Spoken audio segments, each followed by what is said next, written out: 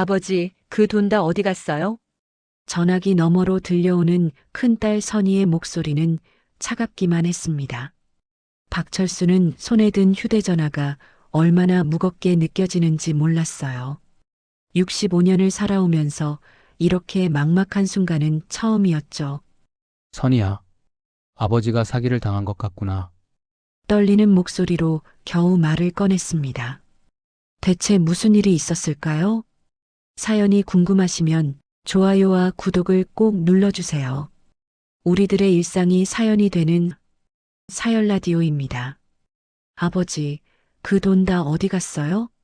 전화기 너머로 들려오는 큰딸 선희의 목소리는 차갑기만 했습니다. 박철수는 손에 든 휴대전화가 얼마나 무겁게 느껴지는지 몰랐어요. 65년을 살아오면서 이렇게 막막한 순간은 처음이었죠. 선희야, 아버지가 사기를 당한 것 같구나. 떨리는 목소리로 겨우 말을 꺼냈습니다. 며칠 전 한 남자가 찾아왔었어요. 깔끔한 양복을 입고 번지르르한 말솜씨로 투자 이야기를 꺼냈죠. 5억을 넣으면 3개월 만에 8억이 된다는 달콤한 제안이었습니다. 철수는 평생 성실하게 일해서 모은 돈이었지만 자식들에게 더 많이 남겨주고 싶었어요. 그래서 통장을 모두 털어 그 남자에게 건넸습니다. 그런데 오늘 아침 그 남자의 전화는 끊겼어요. 사무실 주소로 찾아갔더니 텅 빈 사무실만 남아 있었죠. 은행에 달려갔지만 직원은 안타까운 표정으로 고개를 저었습니다. 손님, 이미 전액 다른 곳으로 보내졌어요. 추적이 불가능합니다. 그 말을 듣는 순간 철수는 그 자리에서 주저앉았어요. 65년 인생에서 모은 전 재산이 하루아침에 날아간 겁니다. 집으로 돌아와 방안을 둘러봤어요. 월세 계약은 이번 달까지였고 더 이상 낼 돈이 없었죠. 철수는 큰 가방에 옷가지를 챙겼습니다. 이제 자식들한테 가야겠구나.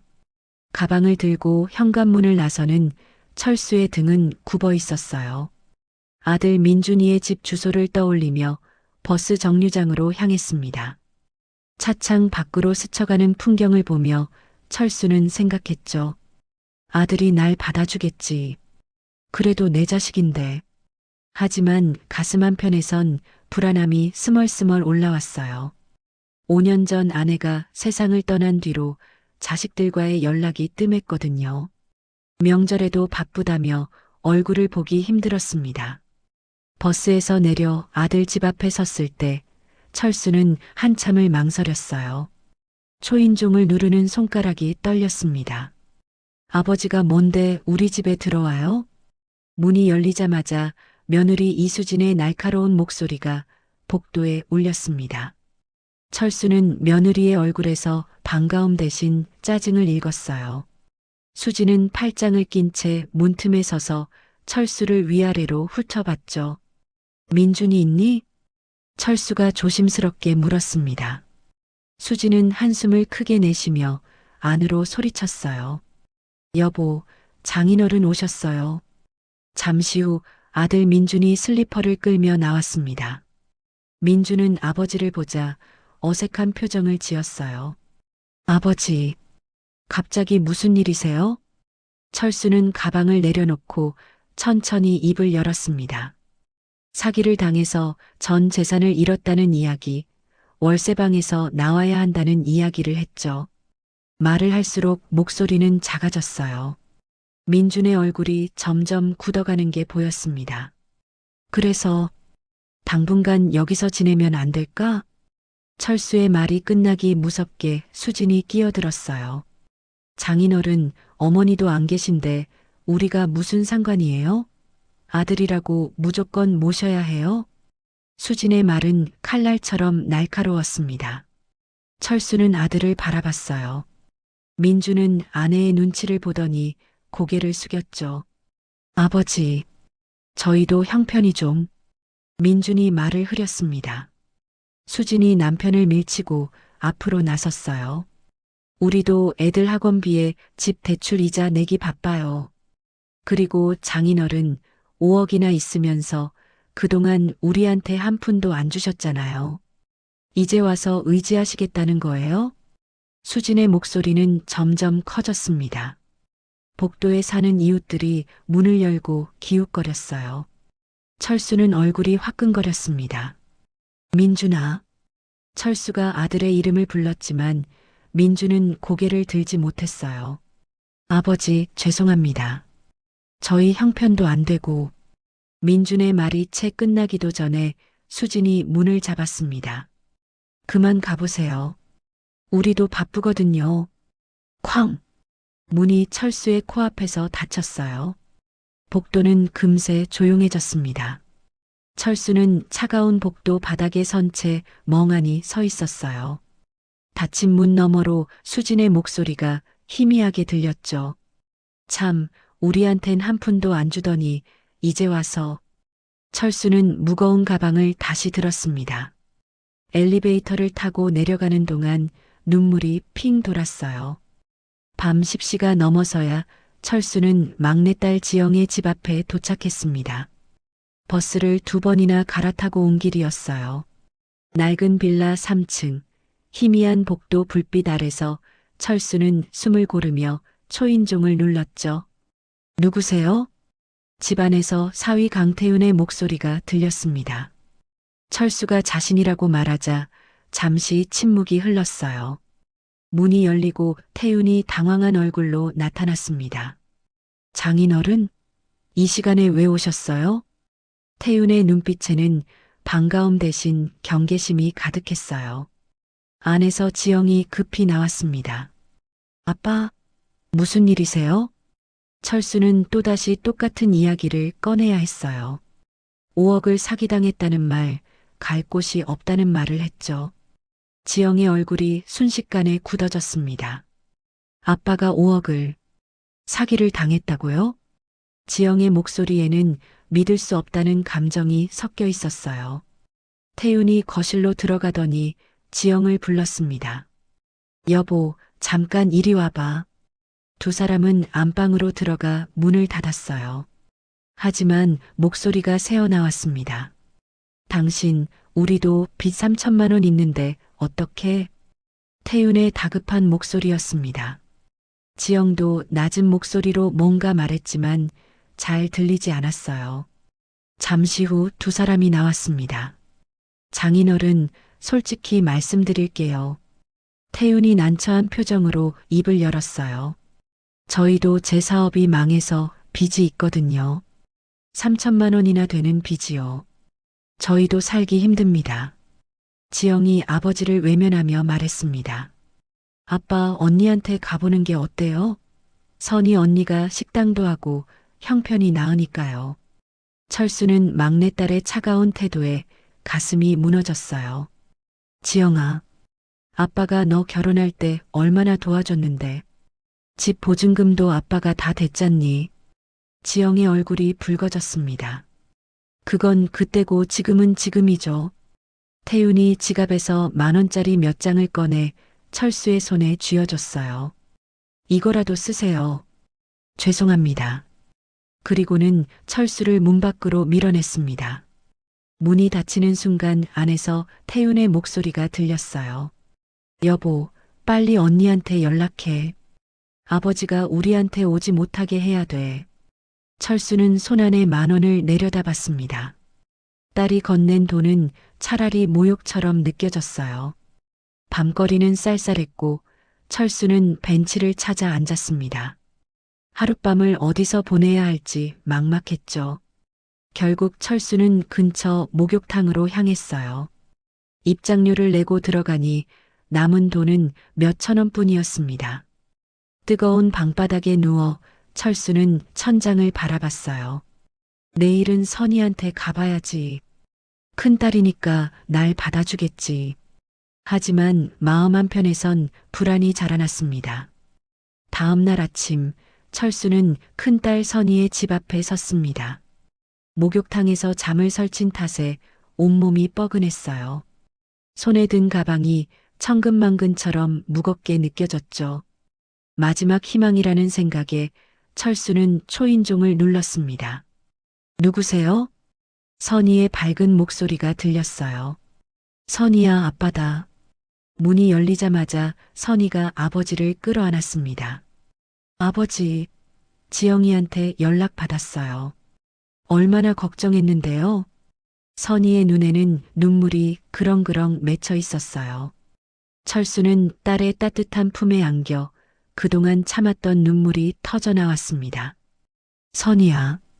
선희는 아버지를 안으로 모셨어요. 거실 식탁에는 따끈한 밥상이 차려져 있었습니다. 된장찌개에 김치, 계란말이까지 정성스럽게 준비되어 있었죠. 아버지, 먼저 드세요. 많이 힘드셨죠? 선희는 아버지 옆에 앉아 밥그릇에 밥을 담아 주었어요. 철수는 며칠 만에 제대로 된 밥을 먹었습니다. 밥알 하나하나가 목구멍으로 넘어갈 때마다 눈물이 났어요. 선희야, 내가 있어서 아빠가 살았구나. 선희는 아버지의 등을 쓰다듬으며 말했습니다. 아버지, 여기서 지내세요. 제 방 쓰셔도 돼요. 철수는 큰딸의 손을 꼭 잡았어요. 이때 선희의 휴대전화가 울렸습니다. 선희는 전화기를 보더니 자리에서 일어났어요. 아버지, 잠깐만요. 급한 전화예요.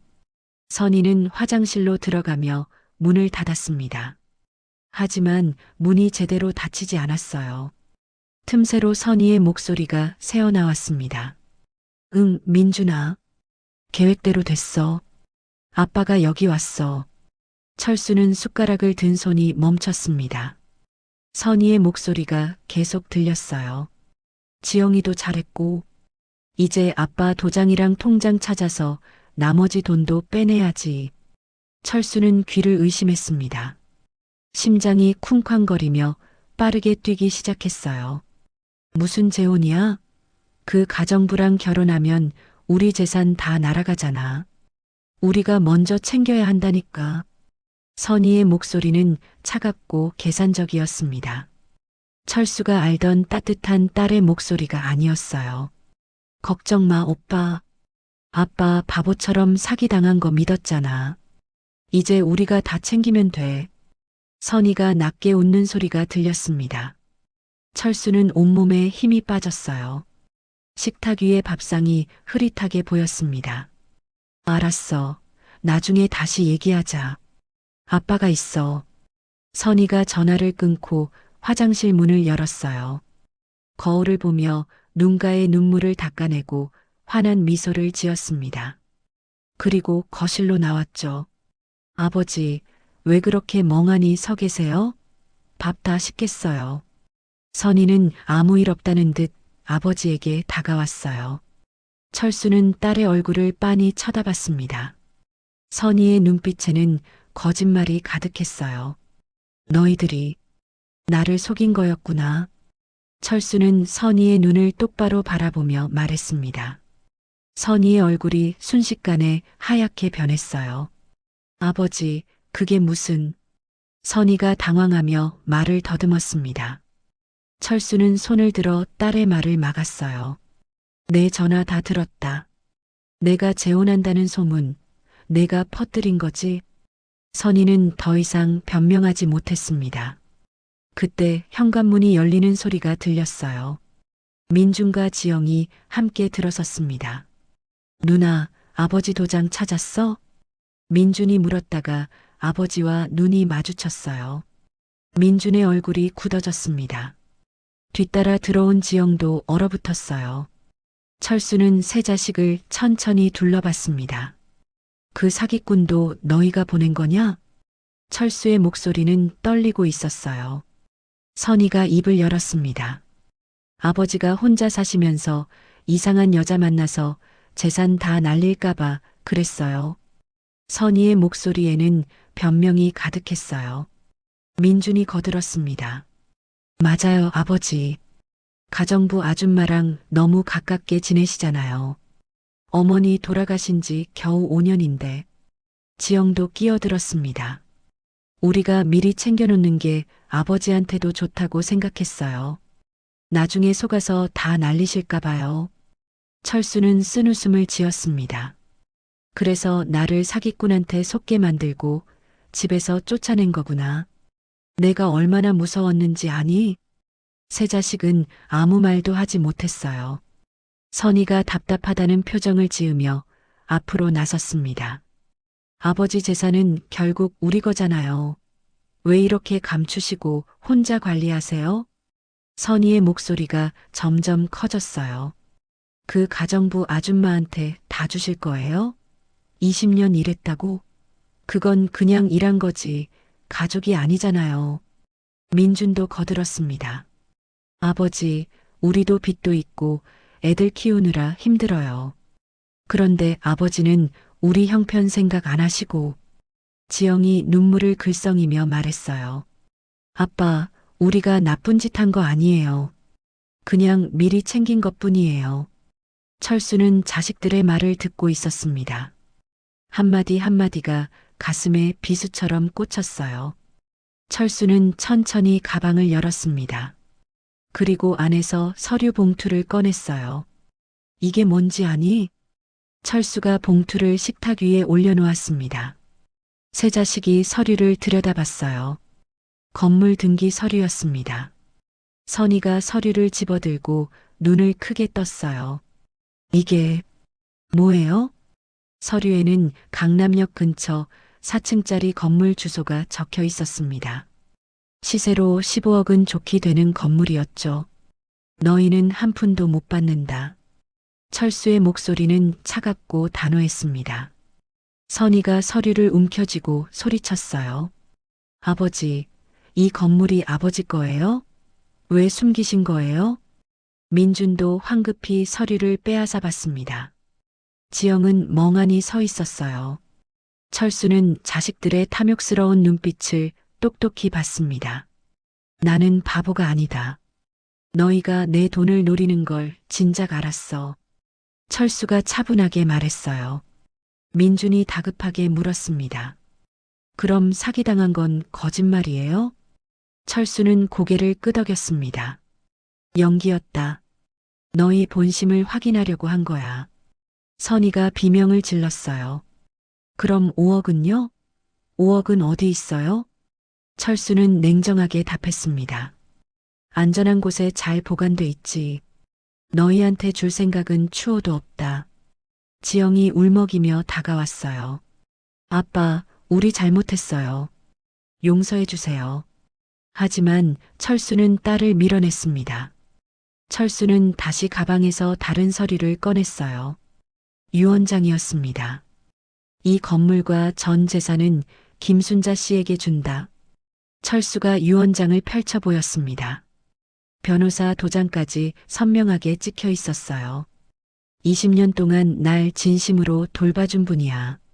너희보다 훨씬 더 가족 같았지. 새 자식의 얼굴이 새하얗게 질렸습니다. 선희가 유언장을 낚아채려 했지만 철수가 재빨리 피했어요. 아버지, 가정부한테요? 우린 자식인데요. 피를 나눈 자식이라고요. 선희의 목소리는 울부짖음에 가까웠습니다. 민준도 무릎을 꿇었어요. 아버지, 제발이요. 저희 잘못했어요. 다시는 안 그럴게요. 지영도 바닥에 주저앉아 울었습니다. 아빠, 우리 용서해 주세요. 우리가 정신이 없었어요. 하지만 철수는 흔들리지 않았습니다. 철수는 자식들을 내려다보며 말했어요. 너희가 날 집에서 쫓아낼 때 그 마음 기억하니? 나한테 쓰레기 취급하던 거 기억나? 철수의 목소리에 분노가 담겼습니다. 민준이 내 마누라는 내가 죽어도 상관없다고 했어. 지영이 너는 10,000원 쥐어주고 쫓아냈지. 선이 너는 뒤에서 동생들 부추겨서 날 속였고 새 자식은 고개를 들지 못했어요. 선이가 마지막으로 애원했습니다. 아버지, 우리 한 번만 용서해 주세요. 진짜 잘못했어요. 철수는 가방을 들고 일어섰습니다. 자식? 너희가 내 자식 노릇을 했나? 이제 남이다. 철수가 현관문으로 향했어요.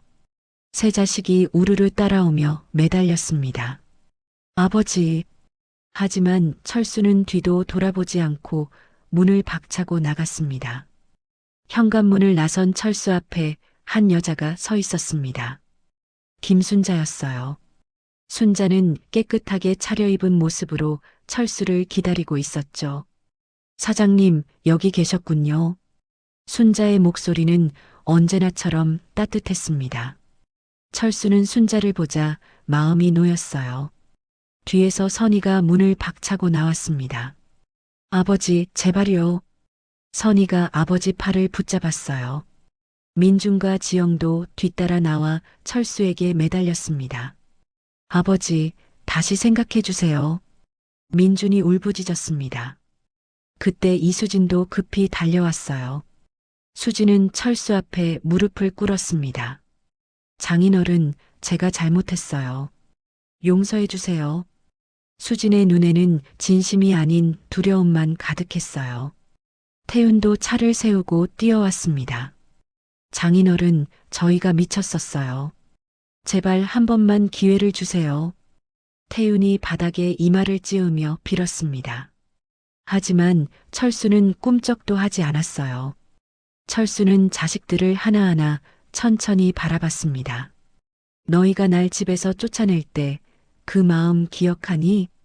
철수의 목소리는 떨림없이 단단했습니다.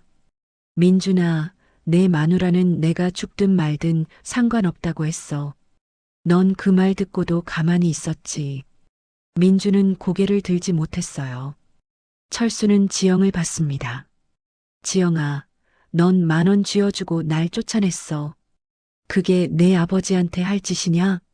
지영이 울먹였습니다. 아빠. 철수는 선희를 똑바로 쳐다봤어요. 선희야, 넌 가장 나쁘다. 동생들 부추겨서 날 속였어. 내가 재혼한다는 거짓말까지 지어내면서. 선희가 아버지 다리를 붙잡았습니다. 아빠, 나 큰딸이잖아요. 어떻게 가정부한테 재산을 다 줘요? 철수는 딸의 손을 뿌리쳤습니다. 넌 큰딸이 아니라 큰 배신자야. 철수는 순자에게 서류 봉투를 건넸어요. 순자 씨, 이제 이 건물 주인은 당신이요. 순자는 황급히 손을 저었습니다. 사장님, 저는 그럴 자격이 없어요. 그냥 일한 것뿐인데요. 순자의 눈에 눈물이 그렁그렁 맺혔어요. 철수는 순자의 손을 꼭 잡았습니다. 자격 있소. 당신은 20년간 내 곁을 지켰소. 내가 아플 때 밤새 간호해줬고 외로울 때 말동무가 되어줬소. 철수의 목소리가 떨렸습니다.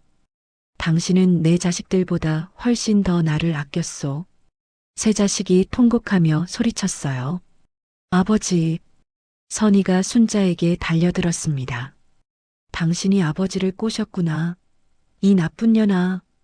순자가 놀라 뒤로 물러섰어요. 철수가 선희를 밀쳐냈습니다. 선희야, 입 조심해. 순자 씨한테 함부로 하면 나도 가만 안 있어. 철수는 순자의 손을 이끌고 계단을 내려갔습니다. 뒤에서 자식들의 울부짖음이 들렸지만 철수는 돌아보지 않았어요. 아파트 단지를 벗어날 때까지 자식들의 목소리가 메아리 쳤습니다. 아버지, 제발. 하지만 철수의 발걸음은 흔들리지 않았습니다. 6개월이 흘렀습니다. 철수는 순자와 함께 건물 1층에 작은 찻집을 열었어요. 간판에는 정직한 사람들의 쉼터라고 쓰여 있었습니다. 찻집은 따뜻한 분위기로 손님들에게 인기가 좋았어요. 철수는 손님들과 이야기를 나누며 편안한 나날을 보냈습니다. 부모라고 무조건 참을 필요 없어요. 진심이 없으면 떠나는 게 답이죠. 철수의 이야기를 듣던 손님들은 고개를 끄덕였어요. 어느 날 오후 유리창 너머로 익숙한 얼굴이 보였습니다. 선이었어요. 초췌한 얼굴로 찻집 안을 들여다보고 있었습니다. 철수는 그녀와 눈이 마주쳤지만 고개를 돌렸어요. 순자가 걱정스럽게 물었습니다. 사장님, 괜찮으세요? 철수는 고개를 끄덕이며 미소를 지었습니다. 이제 괜찮소. 선희는 한참을 서 있다가 결국 돌아섰어요. 철수는 창밖을 보며 조용히 생각했습니다. 진짜 가족은 피가 아니라 진심으로 만들어지는 거야. 찻집에는 따뜻한 차 향기가 가득했어요. 순자가 새로 끓인 차를 철수 앞에 놓았습니다. 철수는 차를 한 모금 마시며 처음으로 편안한 미소를 지었어요. 창밖으로 햇살이 따스하게 비쳐들었습니다. 사연 라디오 TV는 여러분들의 일상에서 일어날 수 있는 일들을 들려드립니다. 어디에서 듣고 계신지를 댓글에 남겨주세요. 구독, 좋아요를 눌러주시면 큰 힘이 됩니다. 감사합니다.